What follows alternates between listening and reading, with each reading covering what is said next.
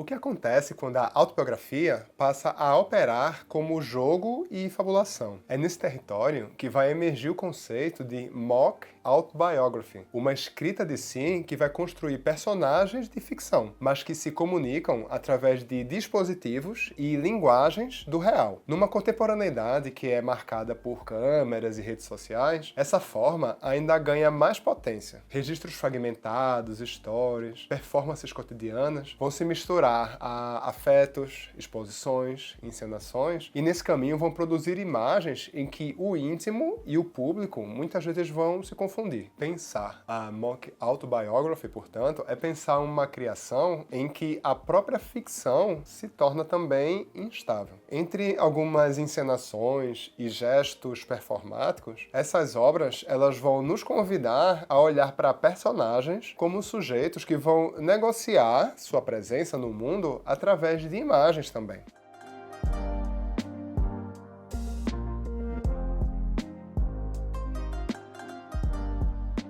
Antes da gente pensar a mock autobiography, é importante olhar para dois campos que vão contextualizar o interesse por narrativas que vão se colocar entre o real e o ficcional. Na literatura, as fake memories, elas operam criando autobiografias total ou parcialmente ficcionais que vão possuir elementos com características factuais, tensionando a confiança do leitor. No cinema, a gente tem os mockumentaries, que eles vão se apropriar da linguagem documental para construir ficções. E nesse caminho vão evidenciar que a forma documental ela não vai garantir a verdade daquilo que a gente vê. São filmes como Zelig, This is Spinal Tap, Borá e, em outro registro, The Blair Witch Project e Hack, por exemplo. Esses dois campos, eles vão compartilhar um gesto fundamental, a simulação do real como uma estratégia estética. Ou seja, quando eles imitam dispositivos de autenticidade, como depoimentos, câmera na mão, registros cotidianos, essas obras elas vão revelar os mecanismos que fazem algo parecer verdadeiro. E, nesse caminho, vão deslocar o espectador para uma posição crítica diante daquilo que está sendo representado. É nesse terreno que vai emergir a mock autobiography, uma forma que vai deslocar essas operações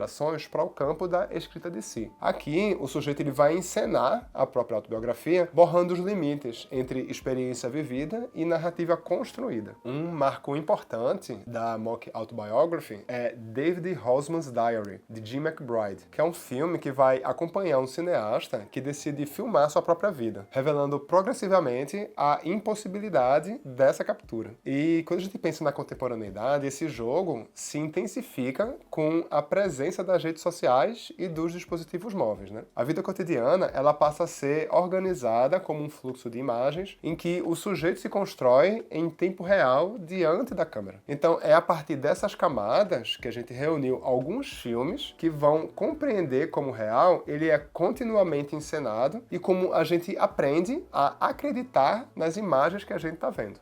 Good movies. Some people like bad movies, and Penny Slice is a very bad movie, but don't make me look at it on the screen, please. You know, if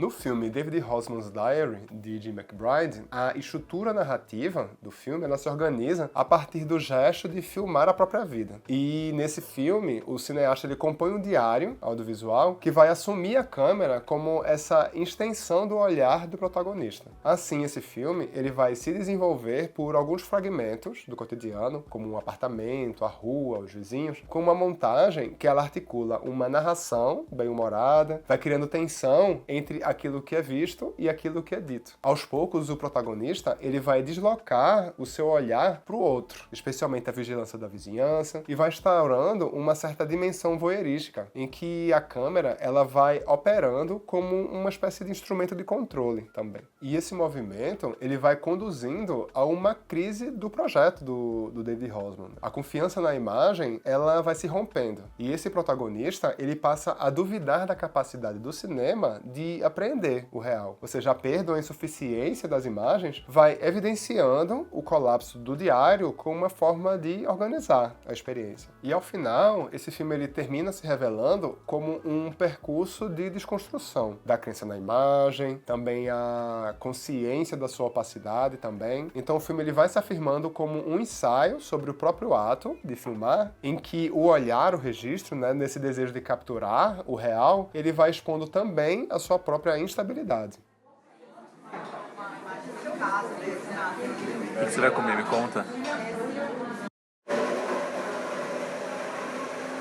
Love Snaps, que é um curta dirigido por Daniel Ribeiro e Rafael Lessa, ele por sua vez constrói sua narrativa a partir de um dispositivo que é bastante contemporâneo, o uso do Snapchat como forma de diário íntimo. O filme ele se organiza em fragmentos verticais, combinando imagem e texto, em que a vida do protagonista ela é mediada pela lógica da postagem e da interação também. Desde o início, a intimidade ela aparece como performance, dirigida a uma audiência invisível, revelando ambientes do cotidiano, como academia, conversas, brincadeiras que são registradas e compartilhadas, revelando uma certa naturalização dessa exposição. Porém, no caminho também vão se revelando tensões. Yuri, que é o namorado de Rafael, demonstra incômodo com a filmagem excessiva e um ponto de inflexão começa a acontecer, quando o protagonista começa a ultrapassar alguns limites éticos, filmando o namorado em situações íntimas sem o menor consentimento. Então a câmera, que antes era um instrumento de aproximação, ela vai se tornando um vetor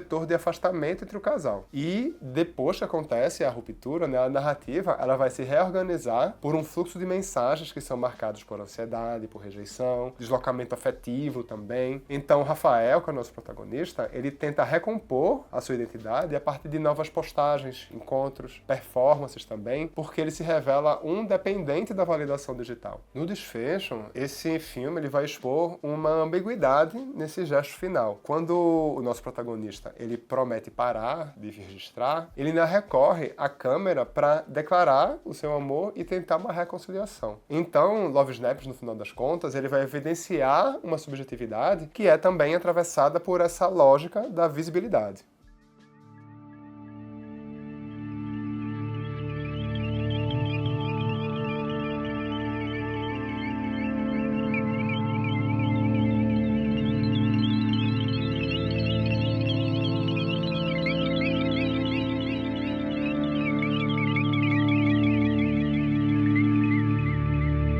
Afetadas, por sua vez, dirigido por Jean, não parte de uma trama ficcional, mas vai organizar sua estrutura a partir de um dispositivo diarístico expandido. O que é isso? É uma câmera que vai funcionar como mediadora das relações entre os personagens. Ou seja, o filme ele constrói uma narrativa fragmentada, feita de registros do cotidiano, festas, deslocamentos, encontros. E nisso ele vai compondo um retrato sensível de uma rede de afeto LGBTQIAPN+, na cidade do Recife. À primeira vista, essa obra ela se apresenta como um fluxo de imagens mediadas. Stories, sobreposições, selfies, registros performáticos também. Então o corpo ele vai aparecer constantemente capturado e reencenado para a câmera. E como essa experiência se organiza a partir da circulação dessas imagens. E, progressivamente, o filme ele vai introduzir fissuras nesse regime. Ou seja, vai ter alguns momentos de deslocamento, como ônibus, passagens, travessias, e planos mais contemplativos que vão suspender a lógica da comunicação de forma mais imediata. Ou seja, é a vida que vai excedendo a imagem, mesmo quando é atravessado por essa mesma imagem. Ao longo da narrativa, o corpo ele deixa de ser somente capturado e ele passa a ser trabalhado. Fios, galhos, vestimentas vão instaurando um processo de transformação de um corpo, em que o gesto artístico ele vai substituir a lógica de uma exposição individual no cotidiano. No desfecho, Afetadas funciona como uma antítese entre os regimes do digital e do material, do registro e da performance. Esse filme ele vai reescrever a imagem como uma experiência muitas vezes sensorial, em que o corpo ele vai se tornar um espaço de reinvenção.